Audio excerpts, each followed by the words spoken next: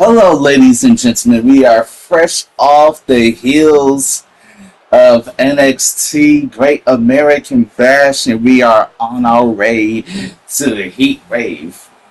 But right now, we have the current NXT champion who just won the title back at Great American Bash in a first blood match against Ricochet. He is now once more your NXT champion and has claimed the throne of the Blood King, Drew McIntyre. Now McIntyre says he has something he wants to talk about. Something about a first blood gauntlet to determine he will ch- who will challenge Drew McIntyre for the title at Heatwave. No one knows what this first blood gauntlet even means. I mean, it has something to do with blood, maybe, because it's in the name. We know Drew McIntyre likes to bleed his opponents. Maybe we'll figure out more when he describes what this first blood gauntlet even means. I'm pretty sure Drew McIntyre is super excited to talk about this matchup. So let's see what the Blood King has to say.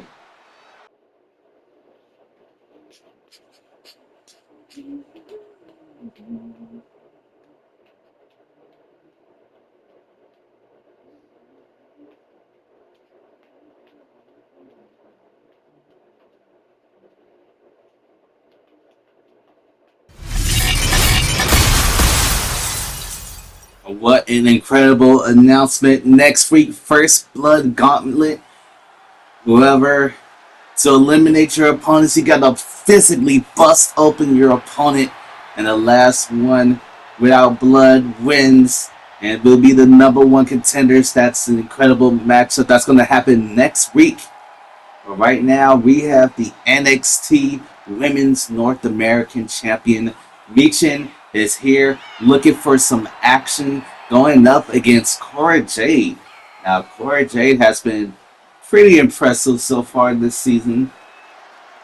Hasn't won anything big, but going up against the champion in a non-title matchup, if she beats her here, that will definitely help the career of Cora Jade. And wait, speaking of Cora Jade, here she comes now, attacking Michin from behind. Big back suplex. And Cora Jade is not looking to play nice here. She is looking to take an early advantage, right even before the bell could ring. Already on the attack. And look at this, multiple stomps right to the hand of Michin.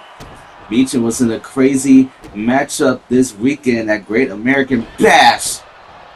Now she's in another bash up against Cora Jade. Cora Jade just dominated her before the bell could even ring, but luckily the bell did. This match is still going. Michin is not fully in this match because she was blindsided, rushed from behind. I don't even think Michin knows what's actually happened. Now, big neck breaker from Jade. Now, we know how despicable Cora Jade can be. I didn't think it would get this far. Attacking her opponent from behind before the bell could even start. I mean, we should have expected this, but you really expected, like, even playing fields. I don't think you're going to get even playing fields when you go up against Cora Jade. And now Michin with the sunset flip power bomb into the cover and a kick out just before 3. Michin trying to get back into this matchup after getting blindsided. Hits with a pullback big boot. And the champion is tough. She's strong. She's going to keep fighting. Even with the odds against her. And now Jade to the outside, but Michin suicide dive to the outside, trying to avoid the referee. Because the referee seems to keep getting in the way, try to keep the action maintained. Now another sunset flip powerbomb, this time on the outside. And now Jade got her, count of 3. Action coming back inside now. Now Cora Jade was eliminated in qualifiers round 2 against Gigi Dolan, while Michin went all the way to the quarterfinals before being eliminated by Bailey. Now Michin ended up lasting longer in the Queen of the Ring tournament than Cora Jade. Now Cora Jade hasn't really won a lot in NXT. I mean, she is a one-time NXT Women's Tag Team Champion, but she threw that out as soon as she decided to not team up with Roxanne Perez anymore. So now Cora Jade has been struggling here, struggling to find a name for herself, but winning the NXT Women's North American Championship can help her. And now Jade tossing, oh, big knee right to the jaw. Now a bulldog, but no, last second Michin was able to toss her off. And now Cora Jade taking control of a hesitated Michin. And now where's oh no, this isn't good for Michin. Jade, look at the flying hits with a drop kick. What a wicked drop kick that was. Now Jade, sliced bread on the outside. This match seems to be only Cora Jade here. Michin tries to deliver some offense, but gets attacked out of her tase. And what's our count on? Count on 4. And Jade has been taking control after that dive, but we're still on the outside. And now Jade tossing Michin, oh, further into the outside, right here, just before the on the rampway. Jade tosses Michin into the apron, count of 8. I think Jade is going to accept a count out victory, and she does. Cora Jade picks up a win over the champion, even though it is count out. But I'm pretty sure Michin doesn't care if she wants to rematch against Cora. But right now, Jade picks up a win, a count out victory over the champion. Let's get to our main event. Main event time is here.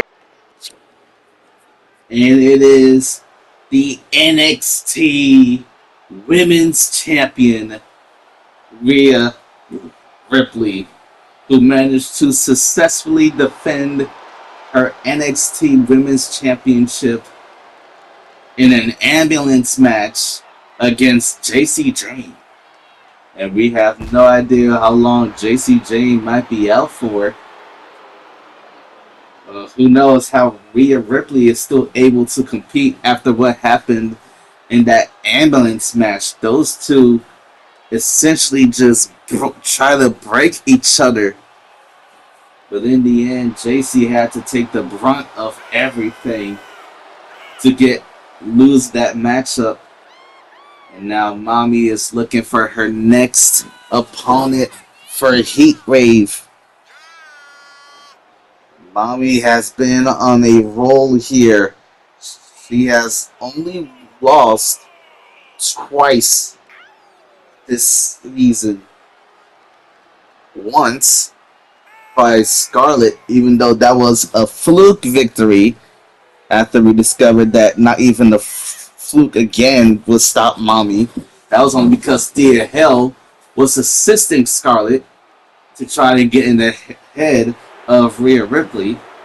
And the second time Rhea lost was at the Queen of the Ring tournament where she lost to Becky in the quarterfinals. But we still have 100% success rate in defending that NXT Women's Championship. So let's see who's facing off against Mommy in the main event.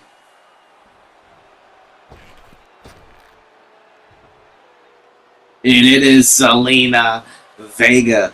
Vega has been looking for an opportunity like this for the longest. Wasn't very successful in the Queen of the Ring tournament. But if she can pick off a win here against the NXT Women's Champion, that just might skyrocket her. It might make her the next #1 contender. I mean, Zelina already had a former challenge for the WWE Women's Championship back at Backlash this season. But she came up short in that. But right now, she has a chance to prove herself to everybody. And this should be a very fine main event. And now look at this. Zelina Vega taking the fight to Rhea. It's the cover. 1, 2. Kick out by Rhea. That was a very close one. I don't think Rhea was expecting that, but I think that just might have angered Mommy. Uh-oh. Oh! Big Northern Lights suplex. Now Rhea is taking out all her anger out on Zelina, but Zelina is not going to back down that easy. Look at this. Hurricane Rana once more. Zelina is bringing the fight to Rhea Ripley to the outside, and Zelina goes flying over the top rope. Zelina doing everything in her power to keep Rhea Ripley occupied. All these flying, all these Hurricane Ranas, bringing out all her arsenal, but gets her face slammed into the steel post there. But the drop toe hold takes down Rhea Ripley on the outside. And this could be an upset victory for Rhea. But we are on the count of 5. Anything can happen. We could see another count out like we did in our last match. Zelina gets tossed into the steel post once more, but Zelina's still fighting. Big clothesline, but we're at a count of 8. Count of 8, this isn't good. Count of 9, and Rhea gets back in. She meets up, and Zelina hits with a kick. This could be an upset victory for Zelina Vega. But I don't think Mommy is going to let that happen. Snake eyes right on the top turnbuckle. Now Zelina's in trouble. Landing her right on her back. And now Mommy isn't afraid of flying either. And Mommy's going to have to watch as her boys, Finn Balor and Damian Priest, go to SummerSlam to fight for the WWE Tag Team Championships. Maybe they could add 2 more titles to Judgment Day. And now we reach a count of 4. Count of 5 here. So Rhea gets back in. Zelina try to fight as hard as she can. Another Hurricane Rana. A drop kick right to the back. Rhea is flustered. She's angry. She doesn't even know what's happening. But she manages to avoid that boot. Now she's going to capitalize. Electric chair into the face buster. Now she goes for the cover. Could be it. 1, 2. Kick out by Vega. Vega got a lot of heart in her. But how much more now that Rhea is looking for the ending? Setting her up. She's about to hit the Riptide. Riptide connects fully on the back into the cover.